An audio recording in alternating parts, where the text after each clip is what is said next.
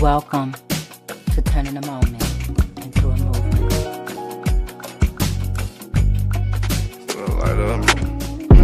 This little light of mine, I'm gon' let it shine. I'm gon' let it shine.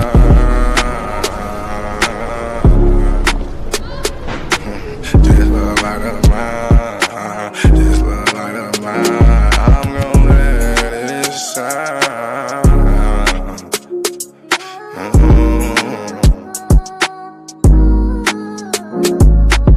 This little light of mine, I'm gon' let it shine. I'm gon' let it shine. This little light of mine, I'm gon' let it shine. I'm gon' let it shine. Oh Lord, just let it shine. This light of mine, this light of mine. Oh Lord, would you please just let it shine. Take the drama out of my life. Oh Lord, every night, the pain ain't right. I wake up at night, I never sleep. 26, 10, and 7, that's just me. Every day I need a little seed. I need a little fresh air, man, I need to breathe. All I know is trauma, all I know is tickets. All I know is no visit, all I know is a mission to get straight up out of prison. Lord have mercy for me. Lord have mercy on my people. Preacher Mary Washington and all my real. Lord have mercy with my people. I pray to God, we really need you. When I was down bad, when things weren't going right, every time I prayed at night, I put my hands up in my face. I said, Lord have mercy, little light of mine. Lord God, please let it shine. It's the drama that I live in my life. I swear to God, I was a bad guy every night. 10 toes down, salute. Everybody suffering, everybody who trying to make a way. Everybody looking for the sky, everybody looking for that piece of pie. In a law library, I know what that feel like. Hoping that somebody get active and involved in your situation. Man, pop your collar and pray. Cause Lord have mercy on my soul. And they make bad guy father get out soon. And the rest of those brothers who be mobbing to child each morning. Oh man, I ain't going to this afternoon. Man, I'ma miss dinner today. I got a couple noodles. You know what that feel like? Do you know what it is? And if you a victim of a wrongful conviction, suffered and served by Ken Worthy, then I know that you know what that pain feel like. And your mama know what that pain feel like. Your father know what that pain feel like. With that life, let that little shine. Let that light shine, a little light of mine. Bad guy, doughboy weak, all these great people in this great world of ours. 10 toes down, salute. I appreciate you, bad guy. I appreciate you, weak. I appreciate the tech. I appreciate everybody in the studio. We gonna pop off that LV, ooh-wee, cause that's what they be liking to see. But I hope you hear the missing when you see me fresh. Salute. You do good, bro?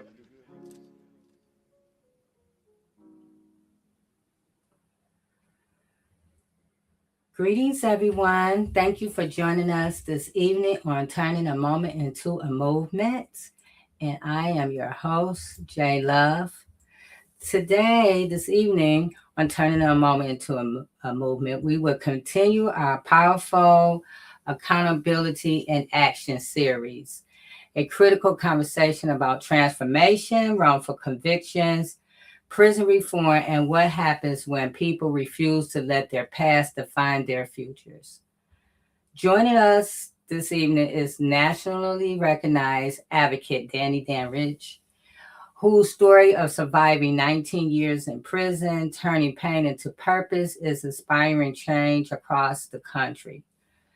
Also with me tonight is Marcus Kelly, our compadre of Turning Moment into a Movement. He's the founder of the Change Up Midnight Coalition. He's also an advocate, and he's fighting for justice, accountability, and meaningful reform. This is more than a podcast. This is a movement. Real conversations, real people, real change. Thank you for joining us this evening. Our mission here at Turning a Moment into a Movement is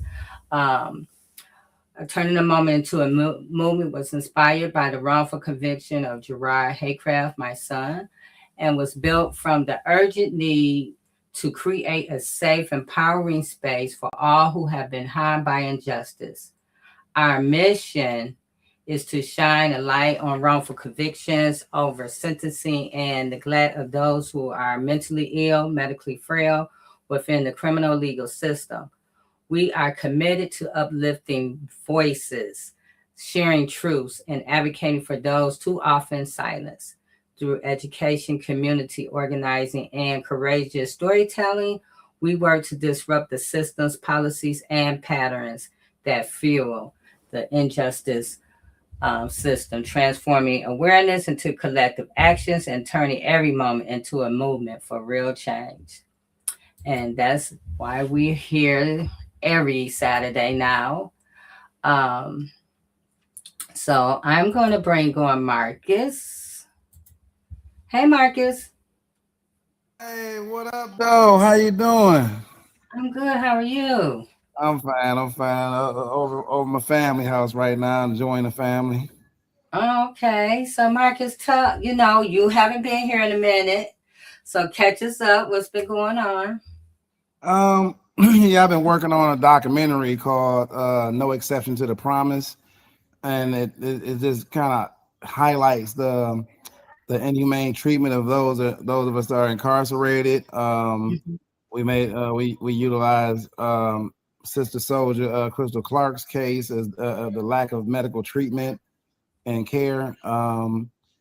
Forced labor, where prisoners are forced to make 12,000 license plates per day, and 40 people, and combined, and only gets combined $100,000 at the end of the year, while the state makes 7.5 million.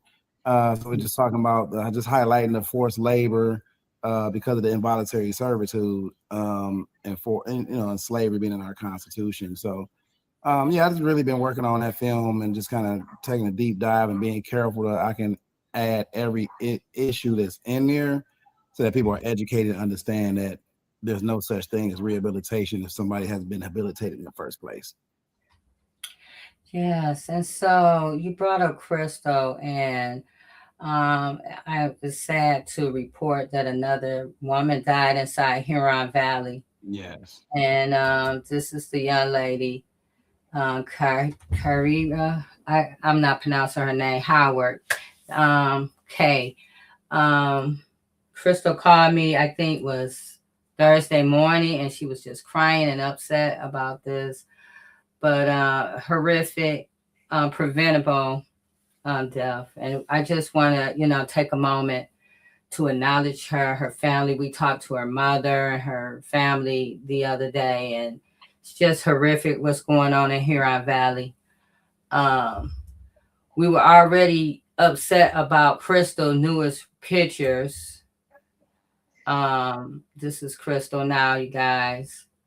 And so with the mold that's just literally eating her alive. Um, and I posted this on my timeline because I wanted people to see how Crystal was before the mold started taking over. And then we see that the mold was growing out of her ears. And then now, today in 2026, this is what's going on. Her hair is falling out, her ears. It's just, the mold is just everywhere. And so I want to talk about that later on about who we're going to hold accountable this week, MDOC. But yeah, so I just want to say, rest in peace to Ms. Howard, and sending love and condolences to her family. And we have to do something about this. I mean, we've been sounding alarm for 5 years now. And so I'm just disgusted by what's going on out there. But yeah, Marcus, are you froze? No, I'm just taken aback by the young lady that just passed, and it's just unfortunate. Yeah, Me personally, I think it goes beyond holding MDOC accountable. At this point, you hold the governor accountable. definitely. Definitely she should be held accountable because She knows about this. Every time I run up on her people, the first thing comes, Marcus, you was there. Yeah. The first thing comes out their mouth is, "This isn't legal. The governor knows." But does she know this? Yeah, the Does she governor know knows that? the governor knows everything we have. Right. Every elected official know that went up in there and laid eyes on her know that they all seen the medical records. They talk. They are colleagues, so they know what's going on. It's just, you know what I'm saying, they just make so much money off people in prison that they don't mind paying the lawsuit money when that comes, because they already made, like I said, they already made about $4-5 million off you. So, you know, they can pay a $500,000 lawsuit or whatever the case may be, because they're gonna get it back anyway 10 times before they let you go. You know, you gotta think they let go of so many people from medical releases, and commutations and things like that. This would be the perfect case of commutation. But they know if they allow Crystal to be released, then more people will start speaking out. So this is called breaking the buck. If people in prison can see that even with national attention to this case, that they still won't release her, then it'll make people stop fighting. And then Kay, she reached out to the same lawmakers that we reached out to, because after they came in there, the retaliation was to make them clean the mold with no gloves, no nothing. And she called and complained about it. And so and they allowed her to now they want to call after another death, because we already had Jennifer Wallace in November. Now somebody else passed away. Now they want to call for investigation, but we appreciate everything. It's just like prosecutors. Do you expect the prosecutor to investigate themselves? Exactly. I mean, come on, you know what exactly. Kind of, But anyway, we're gonna get back to Huron Valley, because I got whistleblower video I want to play. But I guess I am so excited about our guest. I watched the Alabama Solution probably about 3-4 times now. Not because it was like, something that we all should watch it, because for one thing, the way people speak about in the comments about what's going on, like at Huron Valley, for example, they don't even understand. They don't even have a clue of what the conditions are inside these places. And so I'm so glad that he's on with us tonight. And I want to bring him on, our guest for this evening, Danny D. Danny D. Hey, Danny. Hey, how you doing? How you doing? How everyone doing? Oh, man. It's an honor to meet you, brother. It's like I'm completely honored, man, to see how you brothers stood up and put your bodies on the line to be able to get out what what was actually going on and behind those walls. And it's because a lot of people can talk about prison reform. They talk about all these different reforms, but like I said, you can't form no system that's built on slavery. And as long as they look at people in prison as property, then they're not going to care about, they're not going to see the humanity in you. Clearly, in Alabama, that's what the Alabama Solution pointed out. It pointed out how they put people on drugs, the control them. It points out how they force people to work at McDonald's and places like that. They talk about the involuntary servitude that's attached to our jurisprudence. That people don't even know that when they plead guilty to a crime, or if they found guilty to a crime, you are pleading guilty to a status. Yep. You know what I mean? That is, and which will make your plea bargain not knowingly and intelligently made, because you didn't know that I was agreeing to be a slave. You know what I mean? So I just want to congratulate you, brother, and take my hat off to you, because man, y'all brothers was brave, and I'm hoping that people, when they watch your film, is not just a good watch. It's not just a movie night, but it's something that sparks something in somebody to actually want to take action. So thank you, brother. That's right. And I think here in August, Danny, we're on the NAACP is doing a movie watch here at the Charles Wright Okay. African American Museum here in Okay. August. I'll Okay. let you know the actual date, but yeah, they're Yeah. gonna. So, I want to show before we start talking with you. I just want to Okay. show a short clip for those who haven't seen it. Mm. Bill County Correctional Facility. This guy living on the table. There go another guy on the floor sleeping. The Alabama Department of Correction, the ADOC. They don't want the public to see the conditions in here.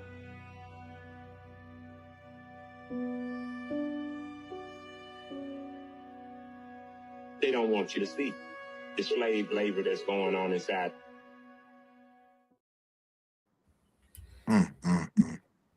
Lord have mercy.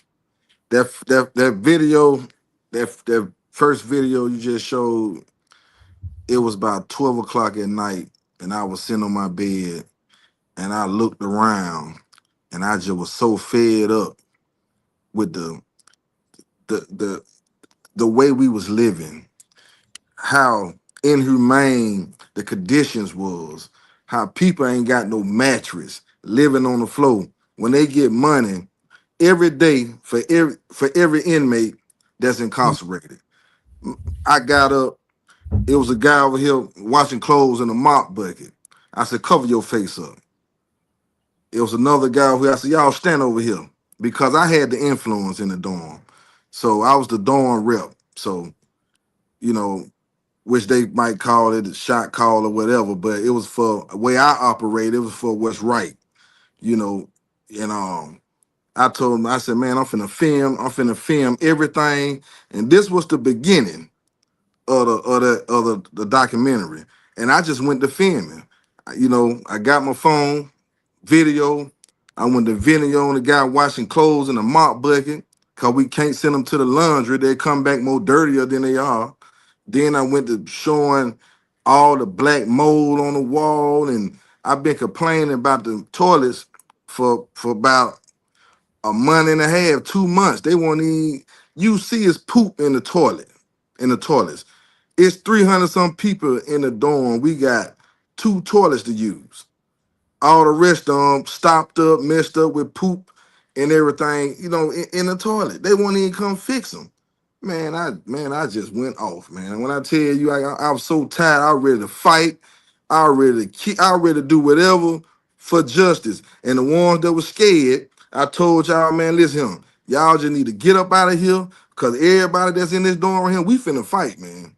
You know, it was some guys got mad because I was shooting a video, because they was coming harassing me and putting me, you know, in and out of lockup and stuff. But that ain't gonna break me. I'm a different kind of soldier, man. You know what I'm saying? I feel like I'm a warrior for God. I said, nah, you know, you can lock me up, you keep me. I'm in prison already. I'm gonna keep fighting for my rights. I'm gonna keep fighting for my constitutional rights that y'all violate every day. And I still got flames in me right now. You know, I'm still fighting right now. When I tell you that this mission is so deep, we couldn't cover everything in the 2 hour, you know, hour and 54 minutes. It's so much more that I have to share, yeah, and for the world, you know, to see. You know, it just was time. It was time for us. It took a team of leaders in different camps to stand up and say, "Hey, man, we're gonna do hunger strikes. We're gonna lunch. You know, all you know, we're gonna have to come together. For one, we're gonna have to have unity right here. It's not gonna work without us coming together, and that's the reason why the Alabama solution, you know, made it on a global scale, because it took a team of leaders in different camps. And the camp that I was at, I was the only one there. Everybody else was, you know, it was one or two of us that, you know, at the same camp, but where I was at, I was the only one. And I was standing on business. And I had other people, you know, I had a lot of other guys, you know, got them on the same page as me. And man, cause at first they was like, no, man, when you doing time, it's a lot of things that people doing that they don't want the officers coming in the dorm and we everybody got phones and of course they doing their thing with drugs and selling drugs, doing drugs. So but I'm like, man, listen, I don't care nothing about none of that. I don't care how nobody feel. I'm finna stand up. I'm finna shoot these videos. Whoever don't like it, come see me. Yeah, that's the attitude that I had. If whoever don't like it, y'all don't care. You know, we got to fight. You mean y'all just gonna lay down and let these folks just do us like that? No, Mhm. no, I ain't going for that. I'm built different. And so and that's how and my fight was so impactful to them guys. They respected it, you know. And then now I got the warden coming down there, want to talk about I'm a gang leader. I ain't no gang leader, you know what I'm saying? But I'm a fight though. I am a leader for what's right, and that's what we did. We shot the videos, we got the pictures out there, and before I was sending them videos to the reporters and the filmmakers, I would send them to DOJ first. See, I was working with DOJ before I even started sending them to filmmakers. I was working with DOJ because I wanted them to come in and have a prison takeover Mhm. yeah. I would until I figured out they weren't talking about nothing.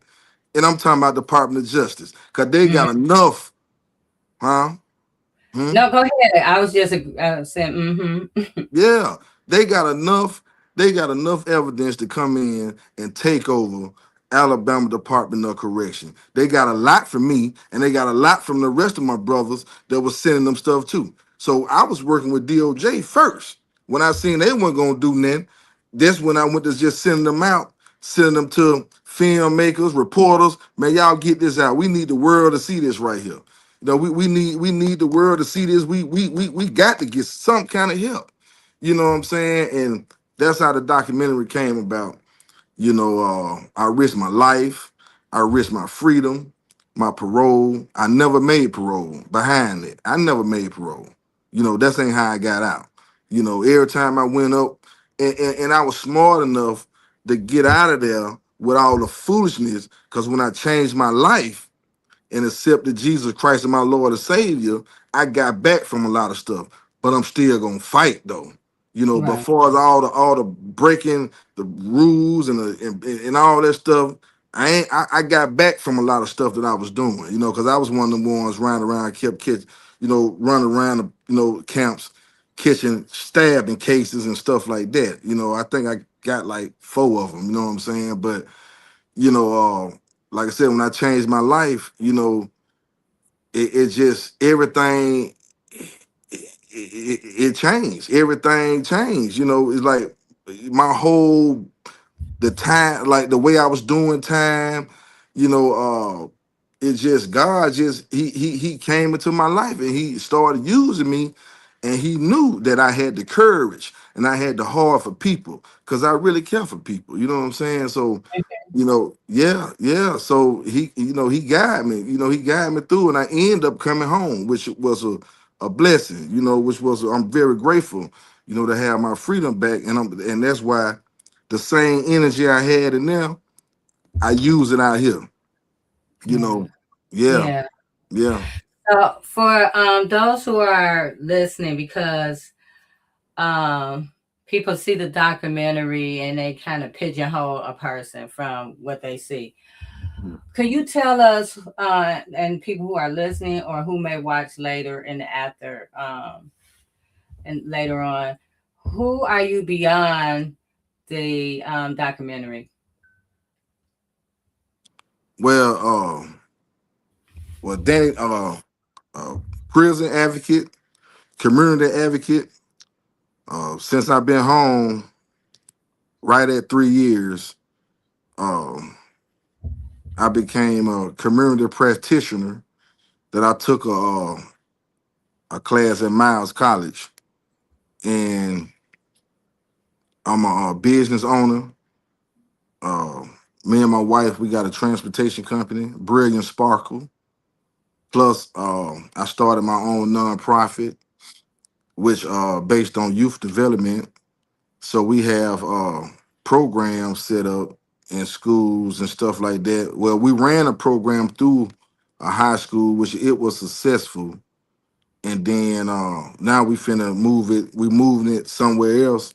But I had like over a hundred some kids sign up for it. It was cosmetology and barber. So what I did through my nonprofit, I went and got instructors that know the business, that got their own, hair salon and barbershops and HVAC business, and we all got together. I got everybody together, and I went and sat down with the program director at the high schools and at Build Up Community Center, community school, and they honored it. They honored my plan, and Mhm. we got, and I can send you videos. I got video pictures and everything, but over 100 some kids signed up for barbering and cosmetology, and Wow. we went. My instructors, she went in and she taught them kids. My barber, they went in, they did a great job, and I can show you some of the results. These kids is talented. They just need the right guidance, because I understand, because I was once that young teenager in the streets at a young Mhm. age, breaking the law, doing everything it is out there but the right thing, doing everything but the right thing.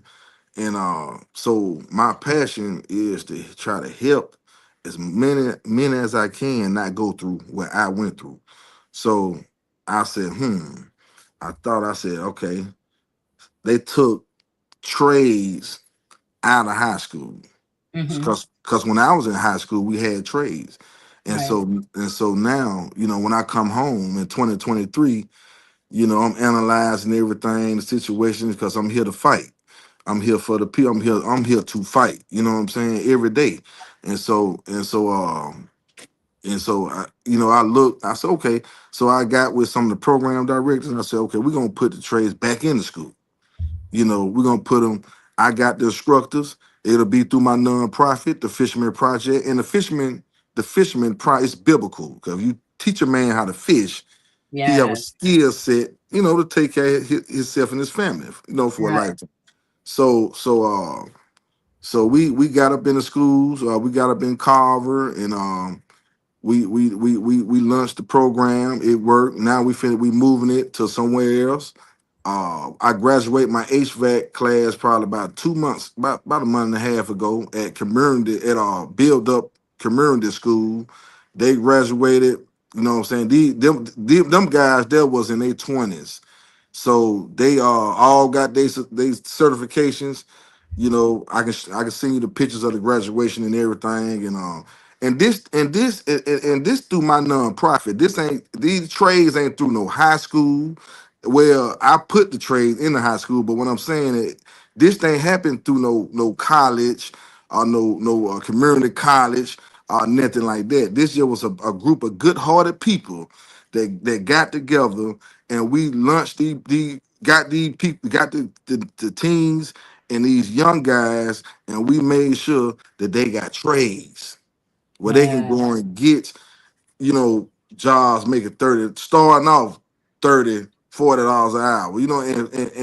And my instructors, when I have a meet with them, I let all of them know we not only teaching a trade, we're gonna teach them the trade, and then we're gonna teach them the business side of it.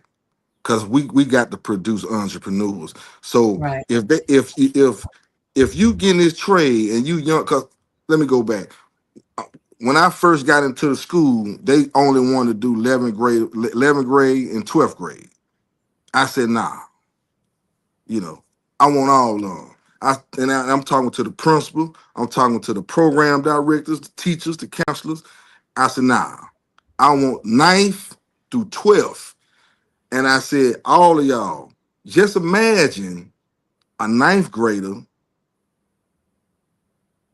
getting the basic training. We was doing natural hair because I don't want the kids going home messing with chemicals and burning their head up and stuff like that. A Right. ninth grader getting a trade of cosmetology.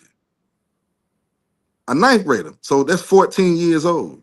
So by Right. the time she get they get in the 12th grade, they are already equipped with a skill set, a trade to make money and possibility on their own business. So Exactly. they felt they agree with what I said, and I got the ninth to the 12th. And like I said, it was successful. Now we moving to other schools. We graduated everybody, and man, I'm talking about it's a good thing. And then I tell people, because I got other people that want to get into the schools. Guess how I got into the schools? I just How? sit back and I think I said, I want to get into the detention centers. I want to get into the school system. So what I did, I'm a thinker. So I said, I know for a fact all them schools got empty classrooms they not using. Mm, See what I'm saying? And I was yeah. right. And I was right. When I went there, called, hey, I want to sit down with the program director.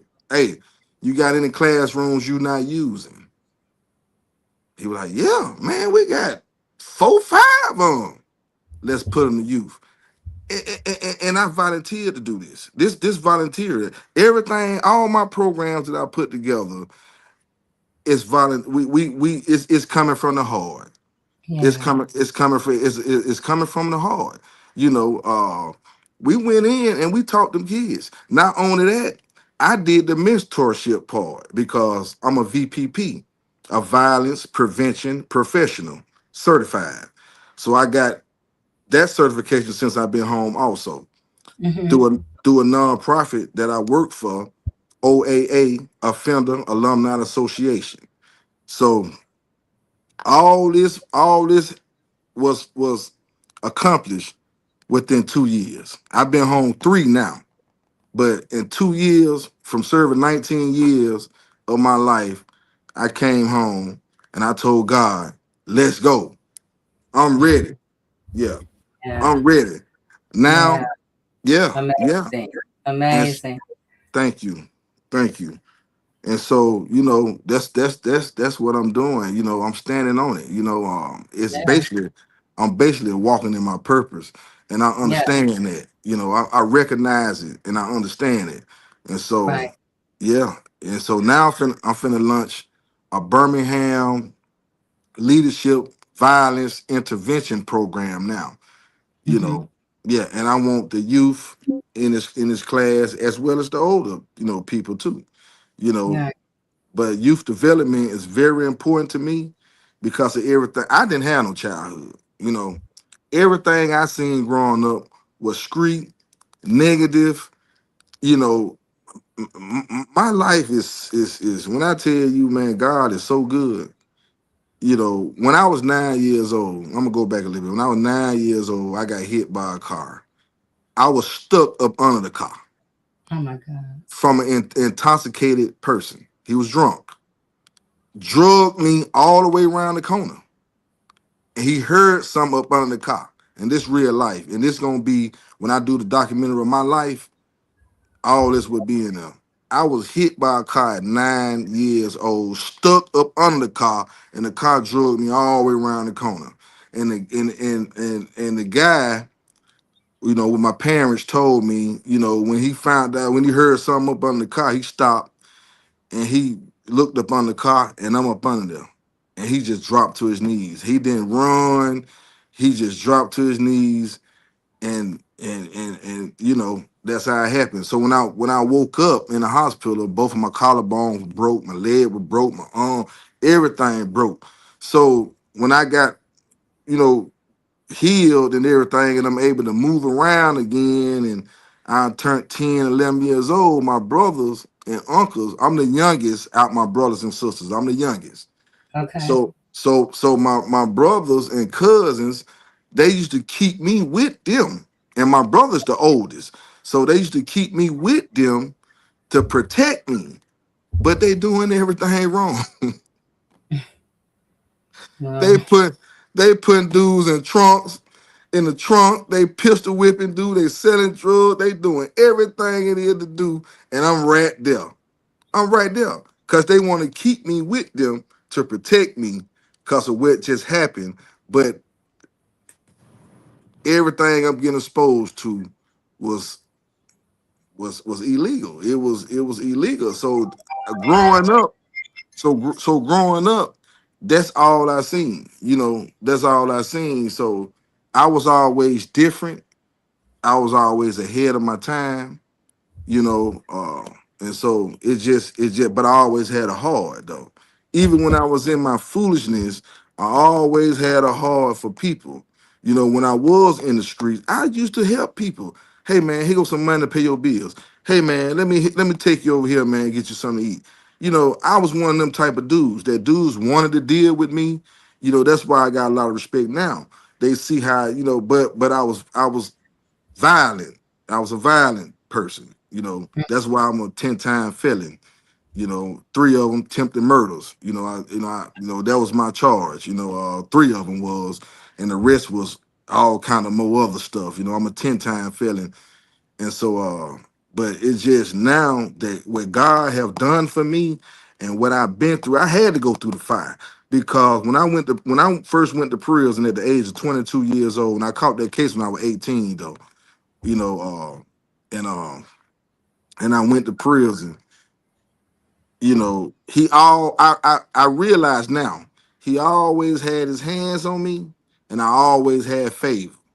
So, but when I made my mind up to really say, "Hey, God, it's over. I don't want to live like I used to live. I don't want to go through like I want to go through. Yeah. What I used to go through, and it went from there. Right. Yeah. Yeah, I wanted to chime in. You had said something I thought was critical that I think people really need to understand is we believe at the Change Up Midnight Coalition is that heal children, heal the community. So yeah, we do need to invest in our children. So yes, and so many of our communities, our youth are left out. With systemic racism, systemic oppression, systemic discrimination, all those things play. Systemic everything on top of hmm justice impacted. that's right. Um, so we are always left out of conversations over moving forward, whether it's hmm policy, whether it's ordinances, well, whatever, even when they talking about laws, like right now, they going hmm after our 14th Amendment, which is why a lot of my people down there marching in Alabama right now. Yeah. Um, but then, but going back, so we have a lot in common because, and I'm talking about it in my family, we did a hunger strike here in Michigan. hmm They started feeding us spoiled food with maggots, the ignoring our prisoner complaint forms, just a plethora of inhumane treatments.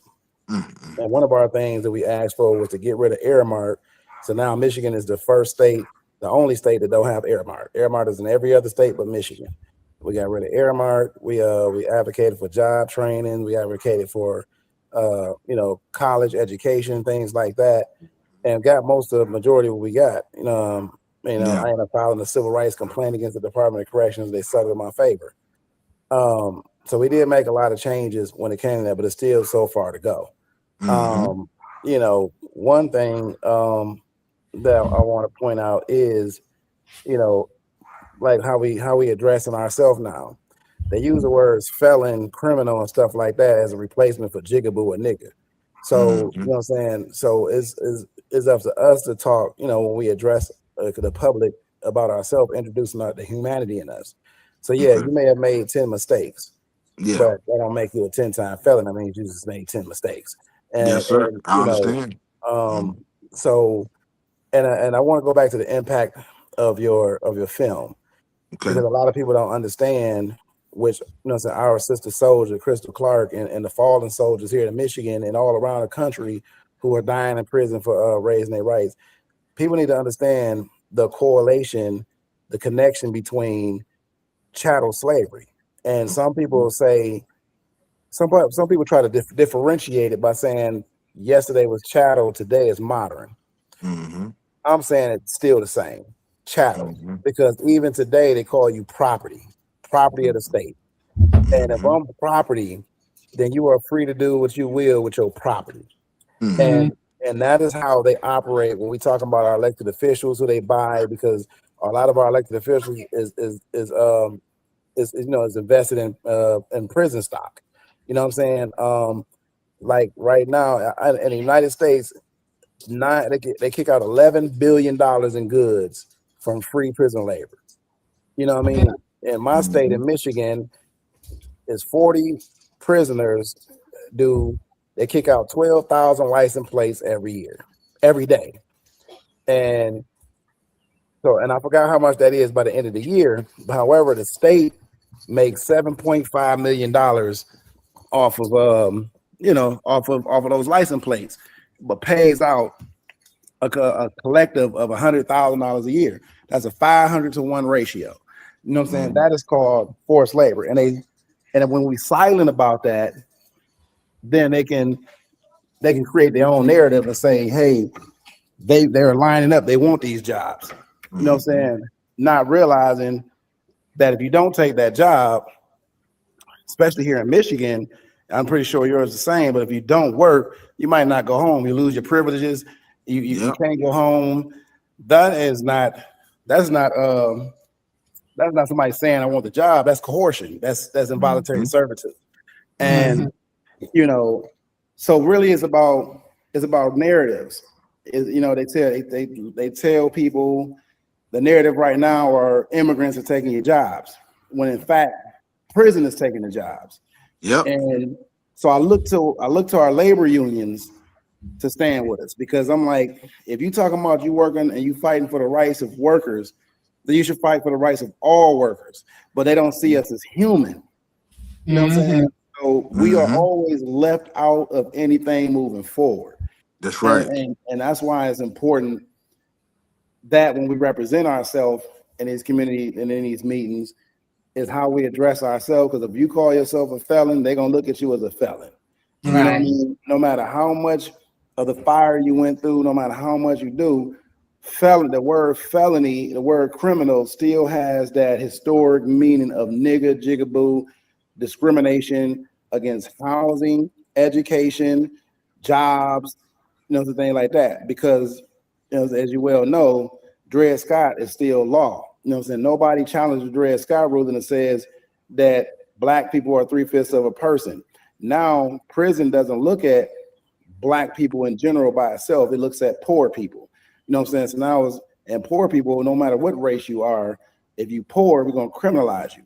And when you get out, then we don't have to give you no job, no housing, even though we got shit like Ban the Box, even though we got stuff like Second Chance that looks sexy, and we got expungements that look sexy and all over TV. But in all actuality, as long as criminal background checks is in effect, we ain't never getting no second chance. You know what I'm saying? And we ain't gonna never get a chance until we take slavery and involuntary servitude out of our Constitution.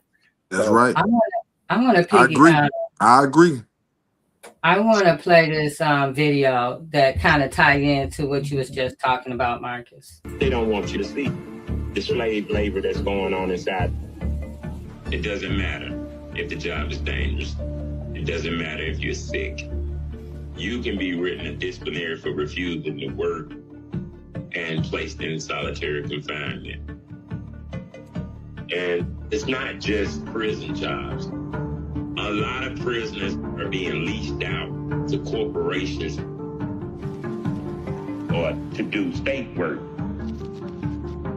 I work in Department of Sanitation every day in the communities, and I only get paid $2 a day. Downtown Montgomery, they have inmates working there. Even the governor mansion where KI been. We're being told you're gonna work for us for free until you die. If they insist on running an unconstitutional prison, they can run it themselves. Man, I saw a video. I'm one of the ones that actually work, for $2 a day, working a job that pays $26, $27, $28 an hour. I've been to 16 camps. I've been to 16 camps in Alabama, 16 of them, from max camp all the way to work release. So I seen everything. It's slavery. It's slavery. It is. So what I did was I took advantage of it. Okay, you gonna let me out in the free world for 6, 7, 8 hours a day. All right. Well, what I'm gonna do is I'm gonna show the world in. So you let me out of here. I'm gonna get me a phone out there, and this what I'm gonna do. And that's what I did. I went to filming the job site. This where I'm working at. This where other people working at. This how much they paying us, and that was $2 a day, $4 a month. At Holman, when I was at Holman, which is a max camp, them guys make 25 cent, 20 cent a day. Wow. They making and they making the tags for cars. When you go to the DMV, get your tag. Holman Prison in Alabama make the tags, and they only get paid a quarter. Yeah, and You those know what I'm taxes saying? cost And something out. so when I was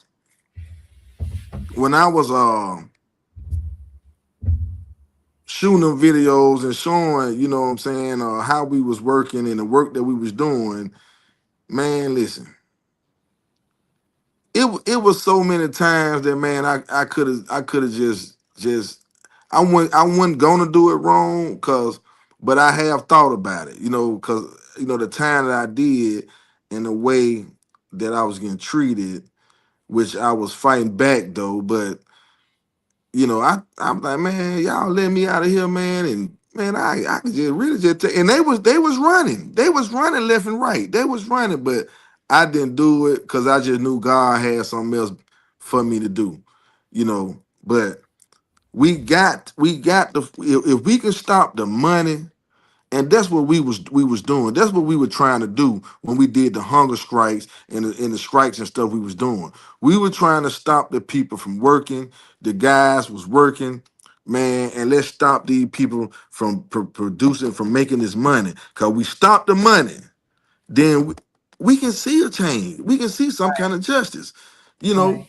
we must. When I was at home and we had the governor to come, we ended up got the governor to come to the prison, you know. But it didn't change nothing, you know what I'm saying? And to be honest with you, we exposed them. The Alabama Solution did expose Alabama Department of Correction, but it's still so much to do. It's still a lot we got to do. You We got we to shut can't down the stop. state. You I have to mean, we shut just down got the to state. keep going, man. We got to keep going. Because if we can stop these folks from making all this money off of, from underpaying us, you know, it will make a difference. It'll make a big difference because that's all it is. It's a big money scam. That's all Look it at, is. look at Colorado. As soon as Colorado Department got of slavery out Corrections there, ain't nothing but a criminal enterprise. check out Mm. Uh, Colorado. you know, that's all it is. Brother, check out Colorado. Colorado got slavery out of their Can y'all hear constitution. me? Yeah, can Hmm. you hear me? Can you We hear can me? hear you. You can't hear us? Nah, you can't hear us. You might have to come out and go back in. I'm gonna let him out. Go ahead, Marcus. Nah, in Colorado, when Hey, they got slavery, can you hear anybody? Can you No, hear us, Danny? he can't hear nobody. But in Colorado, they took when they got slavery out of their constitution hello? Hey, just a month and a half ago. Well, I'll wait till you fix that. Go ahead. He gonna come back in. Yeah. Well, when they took slavery out of Colorado's constitution, the incarcerated workers there end up suing in the courts for slave labor. And the courts just ruled in their favor about a month ago that since they're no longer slaves and no longer involuntary, and they can no longer provide voluntary servitude, that they actually have to they actually can't force them to work no more. That's So right. because Colorado got slavery out of their constitution, and the prison workers sued the state for slave labor, the courts ruled in the prisoner's favor.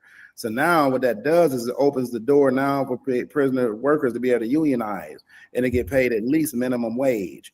And Yes, they which makes incarceration no longer sexy in Colorado at this point, because if you can't get free labor off of the billionaire companies, not going to look to them, especially if they get unionized. They're not going to invest in there no more, because like we're not getting paid. Like right now as it stands, they give you, like in Michigan, is between 68 cents and $1.35 a day. So you know what I mean, and to make license plates. And here's the thing. You don't get any sick days, as he just mentioned, and they talked about Alabama Solution, but you don't get any sick days. You don't get no workman's comp. You don't get no health care. You don't get no health care, which is what Crystal Clark and a lot of people in Huron Valley is suffering about. They don't got any health care. You don't even get none working. And then they don't have you got to give Social Security points towards your Social Security. So when you come, if you've done 20 and 30 years of work, you can't even come home and draw Social Security. So it's like it all those things. And if you die on the job, they're not responsible for you because you don't have any OSHA protections. So it's like it's sexy to put a job in prison and tell the public that the immigrants and Mexicans taking your jobs, so everybody can look away from what they are actually doing. Yeah. And they so want more slaves to do the jobs. Yeah, I mean, and you think about it, we got to quit using the terms modern from chattel, because it's still chattel. If you look up the definition of chattel, the chattel says movable property. Yeah, you know what I'm saying, and that's the same. So it's like, if we can actually get to that, if we can get to the root cause and pluck it up from the root, then we can start a process of changing. But until then, we're gonna always have organizations and people around here having all these beautiful things, saying, well, we doing second chance, we doing expungements, we doing these, but the actuality, that ain't nothing but painting the house, cutting the grass, but still slaves is inside.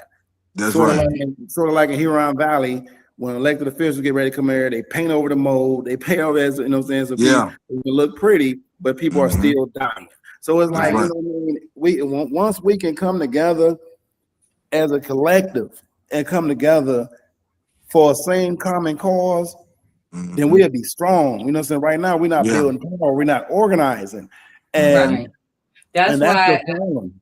Right, because that's why a state rep can go in the prison and look at a lady looking like this and don't say nothing. Yeah, they walk out like, I went and seen her and campaign on it, and yet somebody just died recently in the same prison, because they're not addressing those things, because they're gonna keep pitting each other against us so we can pick the worst of both evils. And not none of our elected officials, I don't give a fuck who it is, I ain't seen not one elected official actually push for change. Not real change that affects those of us that are directly impacted. You know what I mean? And that's the problem that I have with our elected officials and with each other too. Those of us who don't vote, I got a problem with that, because they always complaining about what's happening, but you don't see them on the front line. You know what I'm saying? You don't see them voting. You don't see them at the polls. You don't see them at the city council meetings. You don't see them at the county commissioner meetings. You don't see them at the school board meetings. You don't see them at the library meetings. You don't see them nowhere. You know what I'm saying? And I think, like in the Bible, you know what I'm saying? I don't know you. I haven't saw you. Do you know what I'm saying? I hadn't seen you out there with me. And we can't be in deep connection if we don't share the same values, because clearly you don't want the same. You can go home, you can go outside and claim a block and say, this is my block on whatever ward or whatever street we represent, and don't own nothing on the street. You know what I'm saying? And eventually it's going to be gentrified out anyway, so you ain't going to be able to come on the block no more. So I'm like, so what are we doing? Right. That's you right. Come in, take everything for little or nothing, and you don't still have you don't have no ownership. You don't have any skill sets. You don't have nothing. And that's right for slavery.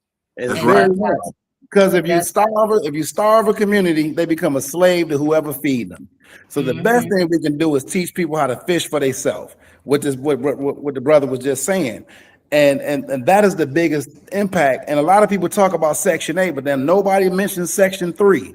Section 3 says in 2 years, when you get on Section 8, if you're in subsidized housing, if you or some system of justice impacted, then 25% of HUD funding has to go towards giving you job training, and you supposed to get the first dibs of whatever company or corporation that comes around in your community. You get first dibs to work there. They have to let you work there. That is part of the community agreement that they have with HUD, and they don't talk about that shit.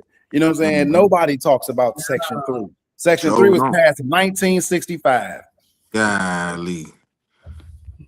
Wow. Section 3. It's called Section 3. Yeah, people talk about Section 8, and when Trump them saying the people only can get 2 years or got to go, that was already in Section 3 anyway. Section 3 was identified and created to be able to lift people up out of poverty. Wow. So they're only enforcing part of the Section 8 agreement. The whole thing is they're supposed to provide job training for free. They're supposed to give you first dibs on whatever company that comes there. You're supposed to get a job there first before anybody. You know what I'm saying? Because you in subsidized housing, and they're supposed to set you up to where you can actually fend and eat for the rest of your life and take care of you and your family. But the whole purpose of why they're not talking about those things is because they know that if they can starve a community, they become a slave to whoever feed them. And so that's some good knowledge there, brother. Yeah, because I didn't know nothing about that, but I didn't know that.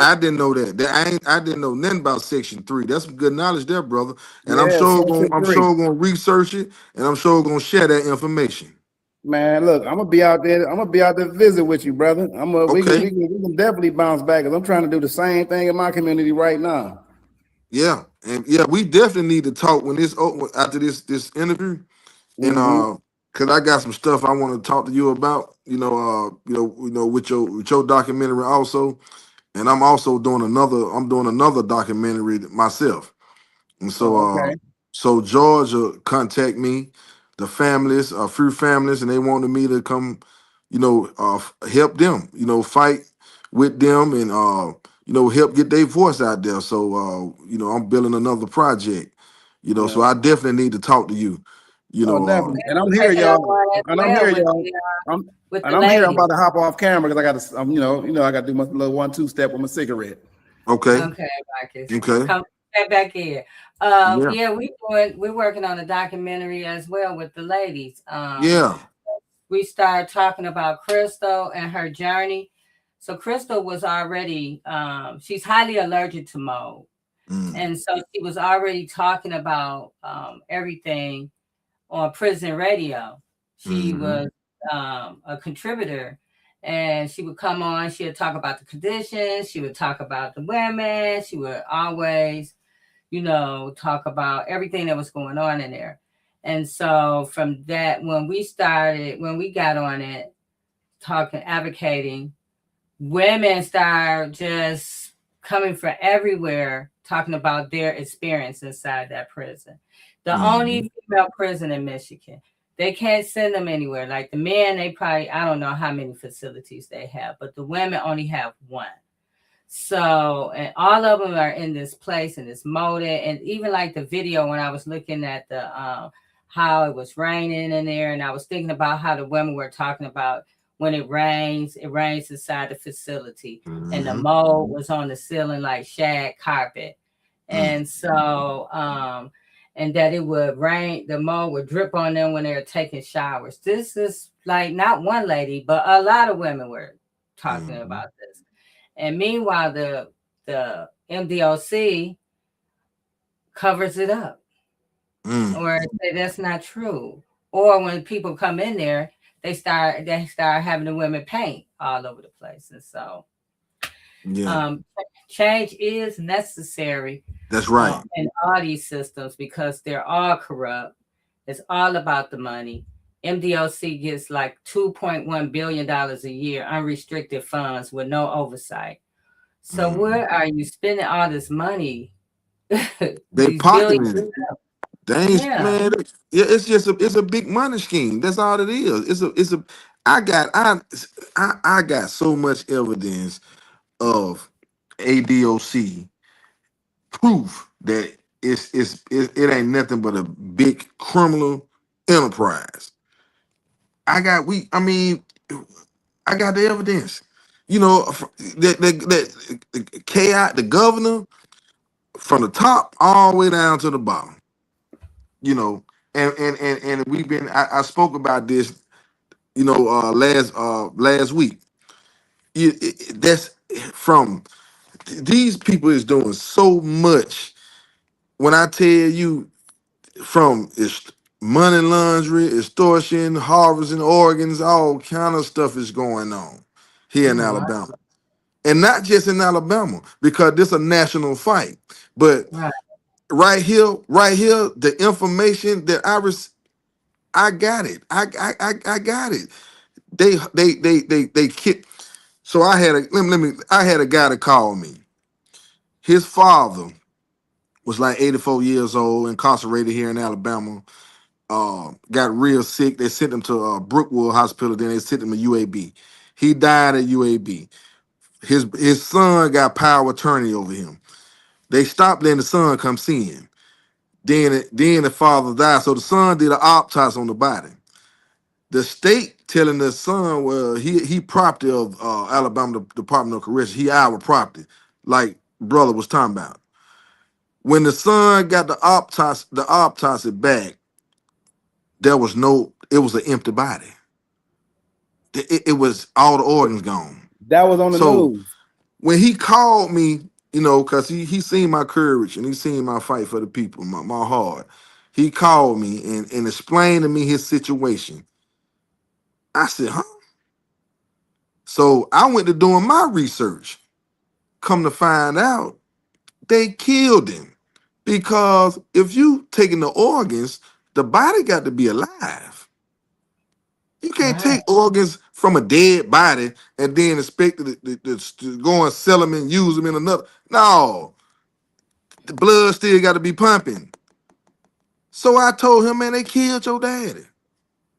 When I did my research, they killed him and took all them organs out their body, out his body. So then I want to now I'm finna go deeper than that. Okay, in Alabama prison system, all the level fours, all the max camps got cemeteries right behind the prisons. All of them, they got cemeteries. So Hmm. yeah, so the people, the guys, the women and the men that in past, you know, they've been locked up so long, their families and died off, and they know, and the administration know they ain't got no family support, and they bury them back there. They know they finna die, so they kill them and take the organ. So I'm like, well, how many? I said they need to go and dig some of them bodies up out there in them cemeteries. Then now, since this man and called me about this situation, I went to thinking, I wonder how many more back there in them cemeteries bodies like that with no organs in them. You know, Right. yeah. And see, that should have been covered in the documentary that we did. So it's still so much. When I tell you I got all the evidence, I got everything. You know, and see, if I wanted to get them more information, more videos and stuff, because I got videos of guys with pistols, yeah, with Glock nines, yeah, inside the prisons, in the clips, with the clips, 2, 3 clips, yeah, I got all that. Oh, So wow. it's so much in Alabama. When I say Alabama different, man, listen, man. Let me because my phone finna die on me. And I'm sorry, but how do I do this, Jay, without so I can everything can go through? I'm gonna take you out, and then you can charge your phone and come back. Okay. All right. Yeah. Wow. So you know, I it's man, Alabama, man. But now since this fight, people is the whole nation got their eyes on this documentary, which that is amazing. Thank God for that. But Got to do more. We got to get justice, man. We Yeah. got to stand up.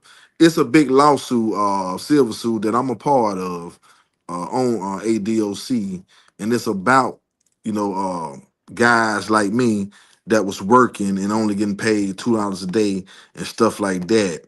And Miss Jennifer, we got a lawsuit on that situation. People, people in Alabama working and stuff and not getting paid, because the guys who make the tags, they only get paid a quarter a day, and so yeah, So when you Alabama hear, is so corrupted, and and like I said, it's a national fight. There's a national crisis, when it comes to the justice system.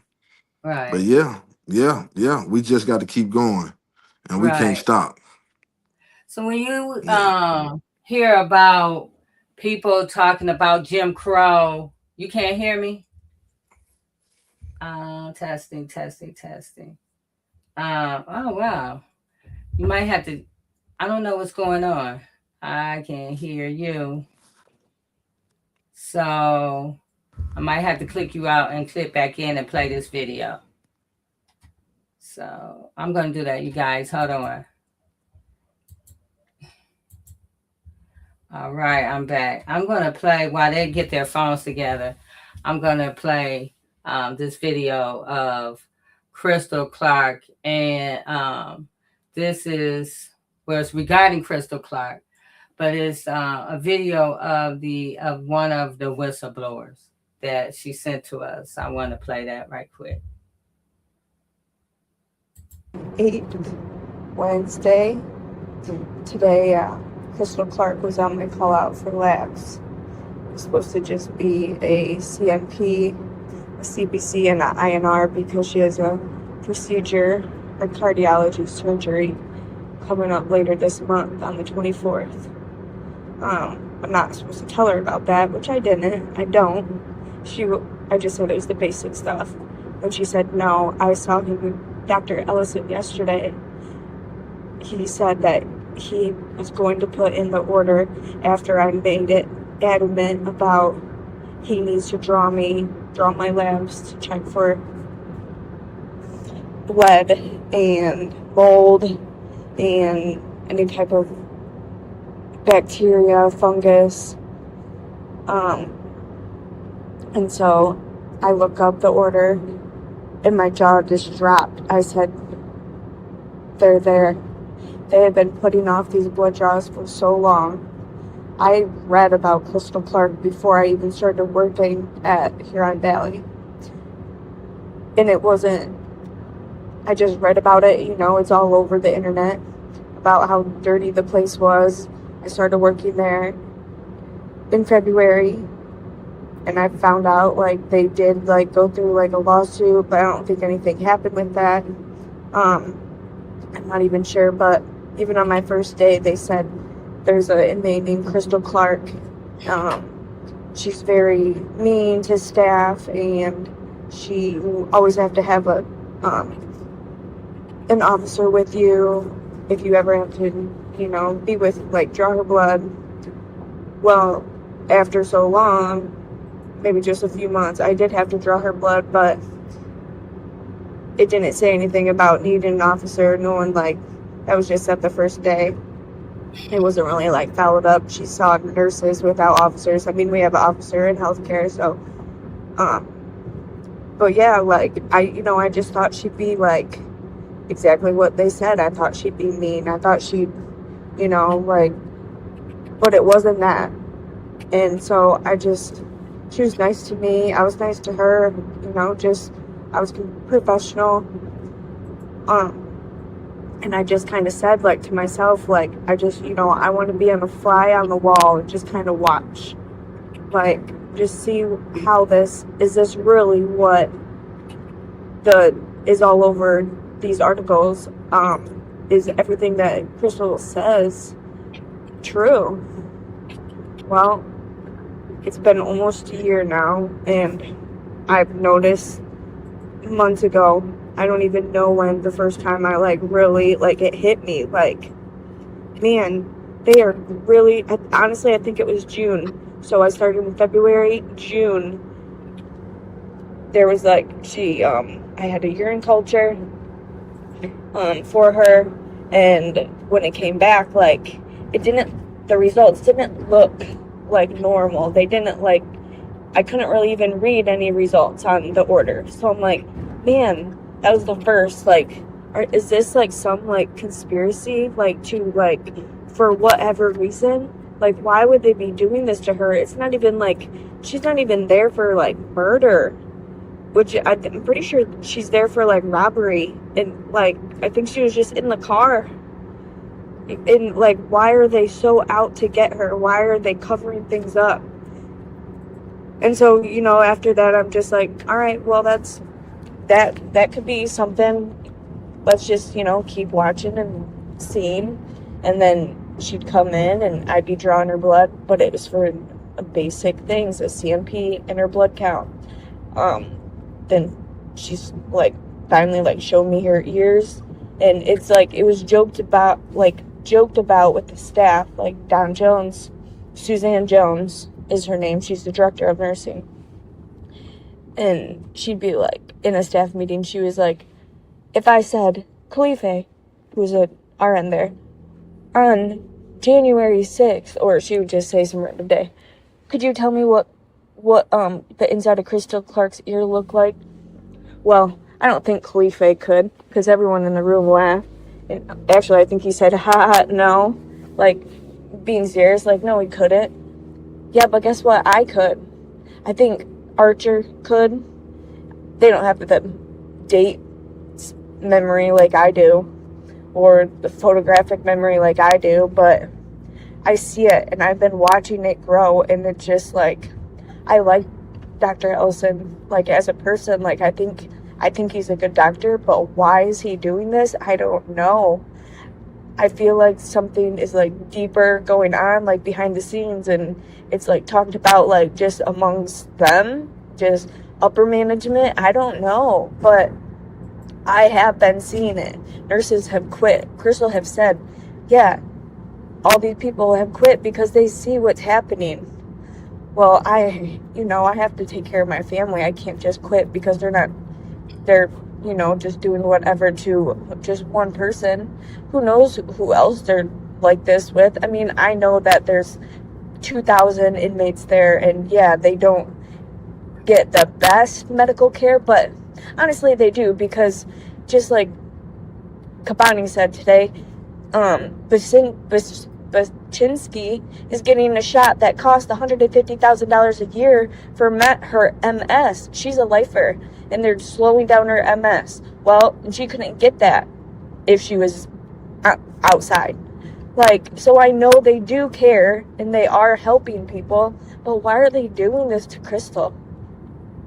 Dr. Purnell told me I should write a book, and I've been thinking I should write a book called Inside the Walls, or Inside These Walls, or I thought of a good book name the other day. But so I can't wait to see these results come back, and I just wanted to say this or record this so I can look back on it later. God, I hope I don't need it, but I have a feeling I do. I will. But I pray for her, because it's not fair. They are people. And just something needs to be done. Like, there just needs to be some type of change. And maybe that's why God called me to work there.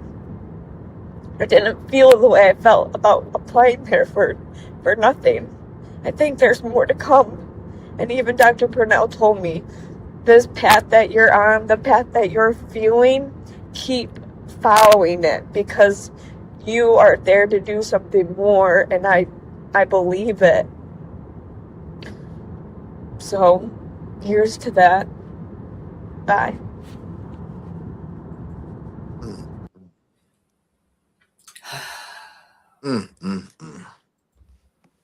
That was a whistleblower. She worked at Huron Valley for a year, and she was the phlebotomist, and she was doing the labs on Crystal and all the women inside the prison. And so uh, sh- she reached out to us to tell us about what she saw, and that's just one of the the audios that we have from her. But um, people who have never had a loved one in prison or have had a prison experience or doesn't know anybody inside, what would you say to them? Um, You said what would you said people that never experienced prison. yeah, or even had a loved one inside, what would you um, express to them about prison? Because we get a lot of negative comments, and Yeah. and I'm sure you heard them. Well, don't if you don't do the crime, you can't do the time Yeah. or whatever, and all that other crazy crap. What would you say to those people? Okay. Well, I would say just look at me. You know, uh, look what God did in my life. You know, because I'm prime example of redemption. That you can turn pain into purpose. You can. People do change, and see, that's what people don't understand because when you're doing time and especially coming from somebody that ain't never experienced or never had nobody in their family and then to do time. So, and they know you. So the only thing they gonna remember is that person you was when you went in. Mm-hmm. You, so to people that think differently, people do change.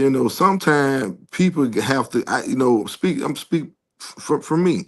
I had to go through something. I had to witness. I had to see and go through what I went through in order for me to become the man I am today, and a man of honor. Now a productive citizen, helping the youth. An advocate, a community practitioner, a case manager, a violence prevention professional, a man of God. So don't judge nobody because they incarcerated. Because God working with them, God dealing with them. You know, it's a choice that they gonna have to make. They gonna either make it or they gonna keep staying their foolishness. I made the choice to change my life. Yeah. So just because somebody is incarcerated and you never, you don't know nothing about it, just believe that God can take that person and change his ways, change the way he think, and put him on a scale so big that he gonna help millions of people. And Yeah. so you gotta people are so quick to judge people because of their situation where they just don't know. I mean, it's in the Bible. The last will soon be first. Right. You know what I'm saying? Right. So don't be so quick to judge no person because they made a mistake, because a lot of y'all made mistakes just didn't get caught. Right. Exactly. You know what I'm saying? So Yes. yeah, so don't be so quick to make no, to judge a person just because he incarcerated and you don't know nothing about it. The only thing you looking at is a criminal, what you thinking a criminal, what you thinking, but people seem to forget that Jesus sat at the table with the murderers, the robbers, the rapists, the kill. He sat at the table with all them people. And then Right. if you know the prophets, if you really believe in the Bible, if you know the prophet, you look at John and Joshua and Can and they all them. Oh man, come on now, come on. Yeah. People forget. They They don't. forget that. They forget that part. They Yeah, they don't even forget that. associate it. They don't even like Jesus was wrongly convicted. You know what I'm saying? Yeah, He was prosecuted and killed for something he didn't do. that's So right. what are you talking about? Don't do the Exactly. time if you can't do the crime. You Yeah. know, where is your humanity and where is your compassion for people? And Um, and I go ahead.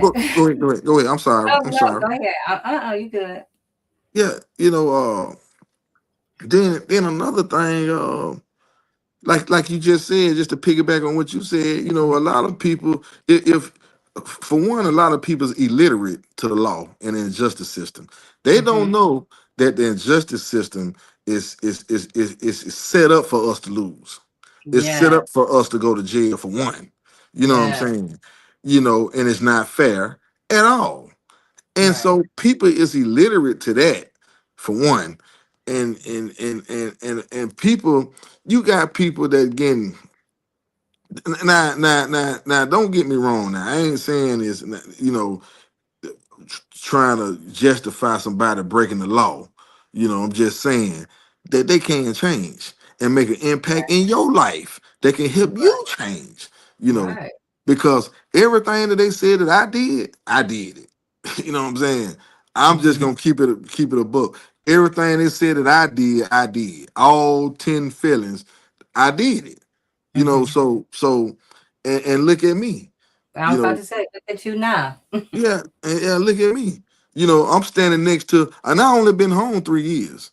I only right at 3 years. I only been home right at 3 years.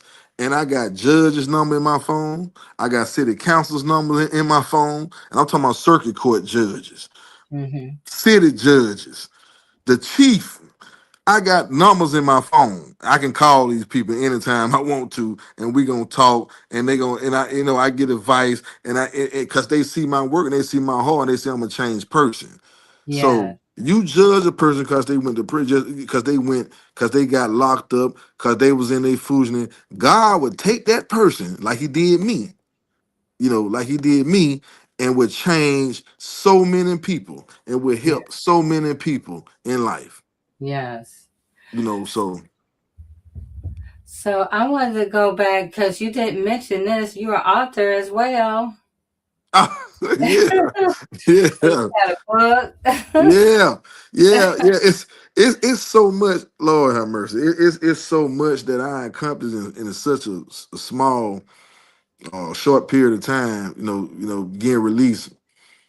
From that hellhole. But yes, the Dandridge Survivor Code, and Hmm. let me tell you how that came about. Okay. Cause when I was incarcerated, of course they don't have no kind of, the little programs that they got, it don't really rehabilitate you. They don't really got in there for you to rehabilitate yourself. It's Okay. it's, it's designed for you to fail. It's designed to destroy you. You know, so in the midst of that, I used to get books and I used to read them and study them. Not just read, I study them. So I just I got obsessed with Robert Greene books. So I used to read the 48 Pounds of Law, study it. I used to study the mastery. I used to study the art of war, the art of seduction. And so I used to study these books. And so I said, hold on, let me see something. So I went to researching Robert Greene. The 48 Powers of Laws was a book that I started reading in 2003. And I was 23 years old when I got exposed to that book. And so I've been reading it ever since, studying it ever since. And so I said, let me do some research, because he speak about kings and queens, back in the AD days, and Shakespeare, and he touched some good topics of how they used to operate back then, and how you can use some of them same laws and apply them to your life now, and they are effective and they will work. And so I did my research, and come to find out that he wrote the 48 Powers Laws off research. Hmm. So I said, okay. So everything that I went through, um, really didn't have no childhood, grew up street life, then 19 years in prison, then everything I went through in prison, and then came home and the redemption side of it, and the work that I'm doing now, you know, I wrote my own book, 40 Laws, based on real life laws, though. Mm-hmm. So that's how it came about. I said, let me go back because, of course, we know the rules and regulations of the streets and all this stuff, but this ain't street right here. This is biblical. This is spiritual. This about what's right. So I wrote 40 laws. I came up with 40 laws that helped me survive the Mm-hmm. street life, the prison life, 19 years, 16 camps I've been to from max all the way to work release. And then the redemption side of it, that from when I changed my life and the work that I'm doing now, building the community, helping the community, feeding the community, because we go out and feed the homeless too. I Mm-hmm. go up on the bridges, and so and I say I want to give people some laws to follow, some real life laws, not laws based on research. So these real life laws that help me survive, and so Mm-hmm. because I am a survivor, and you are a survivor, Yeah. and so the laws is let me. I also have in each law, because I understand the mind frame of people, the different mind frames of people. So I breaks it down. You got the street meaning.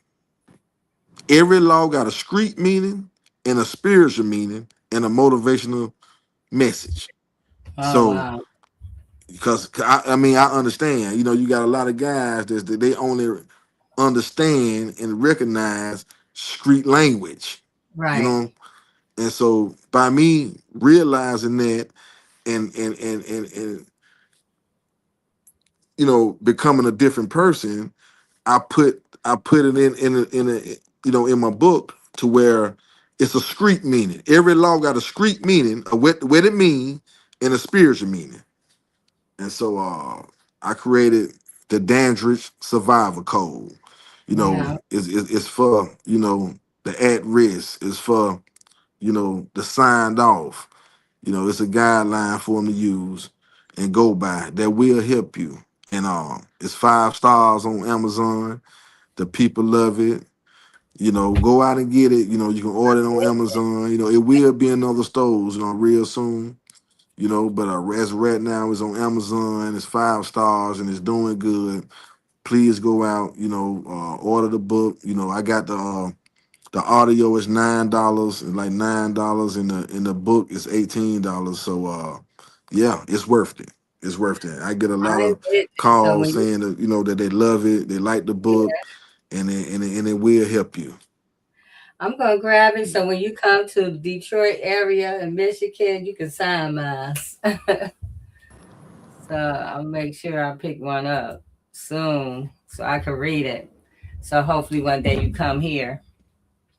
Can you hear me, Danny?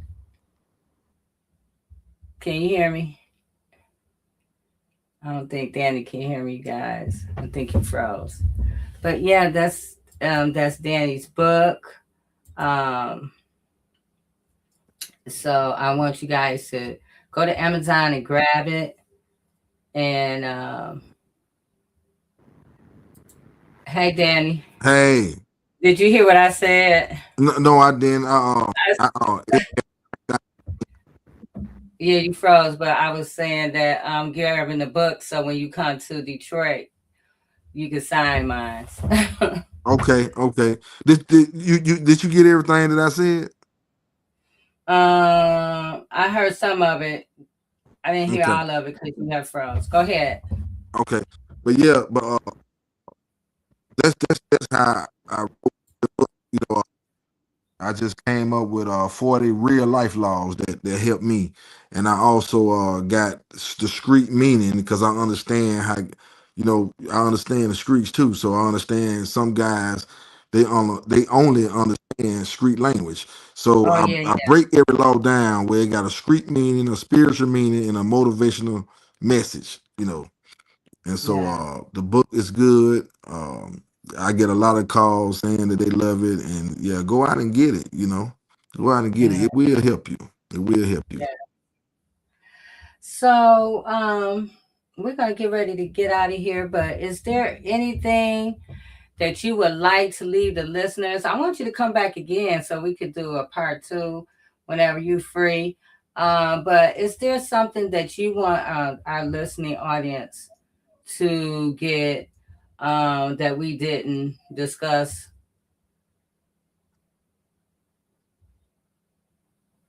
Uh-oh. Think Danny froze up again. Let me send him a message. Guys, I was asking Danny about um okay, these cell phones, you guys, be messing up, but I don't think Danny can hear me. Hold on, everybody.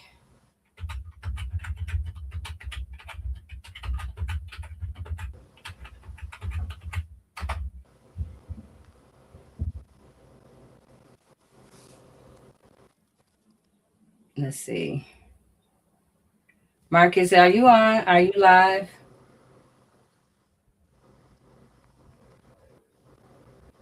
Okay, we're having some technical difficulties. Okay, here we go. So I don't know if Marcus is live or not, but yeah, we're gonna get out of these cell phones because on this platform, cell phones do not work good. Um, but anyway, you guys, here's Danny. Hey, Danny. Hey, hey. I was just asking, is there any words or any last words that you would like to live the listeners or the Yes, people that's watching? yes, yes. I just want to say, man, listen, if I can accomplish what I accomplished in a short period of time without doing anything illegal, you know, everything is from pain, struggle. And God took that, and now I use my experience to help other people. If the people just can just try God, try God. You know, I did 19 years. I didn't have no childhood. I've been 16 camp. I made it out. Now I'm on a scale where I can help people across the nation, and I'm doing it. God can make it happen. Try God. It's Mm-hmm. time. If you look at what's going on in the world, it's time for us. We got to stop being so hateful. Stop letting the internet, social media, you know, feed you all this negativity. Mm-hmm. So let's try God today. Let's Yeah. do that. Because when people see me now, they amazed. I'm talking about amazed that I'm a different person. I'm really a different person. I'm amazed. I'm still shocked that I don't Yeah. the same. 'Cause so if I can do it, trust me, you can too. Try Yeah. God. Let God guide your life. I don't care what your past is. Whatever your past was, it can be changed through God. Mm-hmm. And the That's a God in message. you will allow you to see the God in others.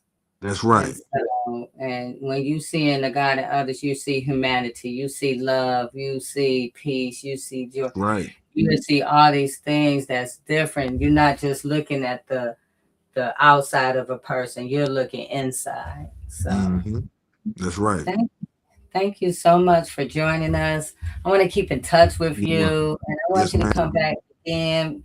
Maybe we can go over some of the laws in the book. I'm gonna get my book first, and then we Okay. could go over. And yeah, I just thank you for joining us. You're welcome. I You're very hope welcome. Thank you. also just let others know about, we're advocating for a young lady, Crystal Clark. And Okay. I'm sure that from just talking about the mold, you mentioned mold there in Alabama. And so it's a thing that's everywhere in all these systems. And as people, we should be concerned and not look at Yes. people what you see on their oldest, on their list of things on their sheet, but seeing a person, a human. So Yeah. I just want to thank you.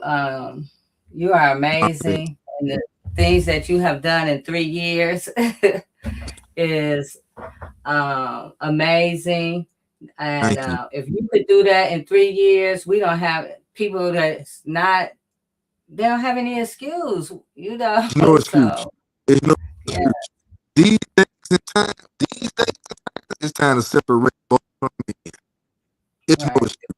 I don't care if you've been locked up, how long you've been locked up, because I did 2 decades. So it's no excuse. It's no excuse.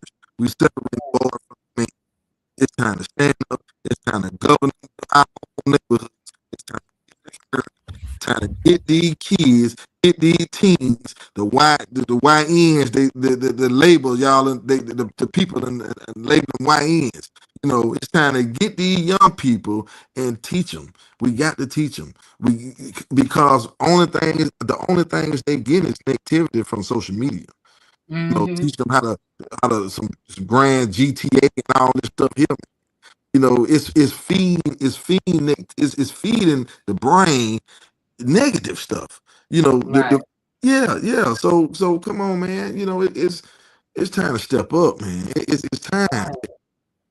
And don't let these people label you, That's because the right. things that you tell yourself, that's what you become. And so don't Right. let these folks label you. That is not who you are, and that's not who God intended you to be. So, yes. So thank you, and I appreciate you. I enjoyed our conversation, and I look forward to talking to you again. Yes, man. Thank you. Thank you for Thank you. All right. And I need you to stay on for a second.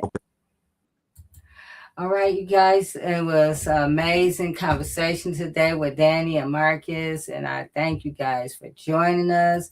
And I'll see you next week on Turning a Moment into a Movement.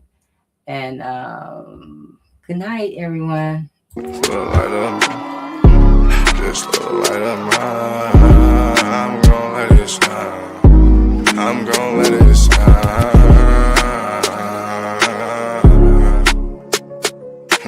Just a light of mine. Just a light of mine.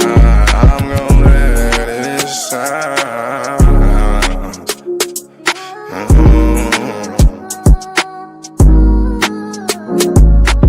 This little light of mine, I'm gonna let it shine.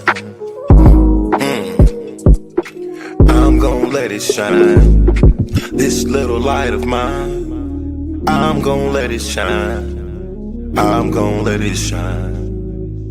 Oh Lord, just let it shine. This light of mine, this light of mine. Oh Lord, would you please just let it shine. Take the drama out of my life. Oh Lord, every night the pain ain't right. I wake up at night, I never sleep. 26, 10, and 7, that's just me. Every day I need a little seed. I need a little fresh air, man, I need to breathe. All I know is trauma, all I know is tickets. All I know is no visit. All I know is a mission to get straight up out of prison. Lord have mercy for me. Lord have mercy on my people. Preacher Mary Washington and all my real. Lord have mercy with my people. I pray to God, we really need you. When I was down bad, when things weren't going right, every time I prayed at night, I put my hands up in my face. I said, Lord have mercy, little light of mine. Lord God, please let it shine. It's the drama that I live in my life. I swear to God, I was a bad guy every night. 10 toes down, salute. Everybody suffering, everybody who trying to make a way. Everybody looking for the sky, everybody looking for that piece of pie. In a law library, I know what that feel like. Hoping that somebody get active and involved in your situation. Man, pop your collar and pray. Cause Lord have mercy on my soul. And they make bad guy father get out soon. And the rest of those brothers who be mobbing to child each morning. Oh man, I ain't going to this afternoon. Man, I'ma miss dinner today. I got a couple noodles. Hey, you know what that feel like? Do you know what it is? And if you a victim of a wrongful conviction, suffered and served by Ken Worthy, then I know that you know what that pain feel like. And your mama know what that pain feel like. Your father know what that pain feel like. With that light, let that little shine. Let that light shine a little light of mine. Bad guy, Doughboy Week, all these great people in this great world of ours. 10 toes down, salute. I appreciate you, bad guy. I appreciate you, Week. I appreciate the tech. I appreciate everybody in the studio. We gonna pop off that LV, ooh-wee, cause that's what they be liking to see. But I hope you hear the miss and then you see me fresh. Salute.